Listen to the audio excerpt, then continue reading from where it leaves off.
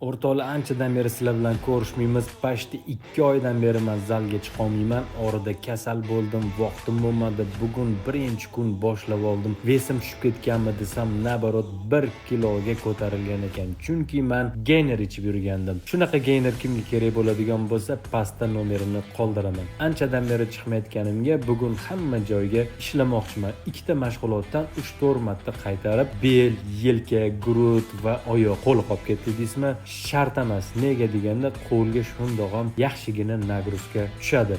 Endi bu yog'iga stabilna trenovkani boshlamasam bo'lmaydi. Nega deganda men massa olmoqchiman. Hozircha og'ir ko'tarib, ko'proq kaloriyali ovqatlar yeb, massani 90 kiloga ko'tarmoqchiman. Ko'rayotgan bo'lsangiz, 2 oydan beri zalga chiqmayotgan bo'lsam ham mishsalar turibdi. Bu degani hech qanaqa ximiyadan foydalanmagan, faqat sport vitaniya, kreatin, protein, gainer, glutamin, L-arginin, magniy B6, vitamin D va yana bir nechta foydali vitaminlar. Sizlarga ham shunaqa vitaminlar kerak bo'ladigan bo'lsa, pastda nomerini qoldiraman. Hamyonbop narxda xarid qilishingiz mumkin. Ko'rishguncha.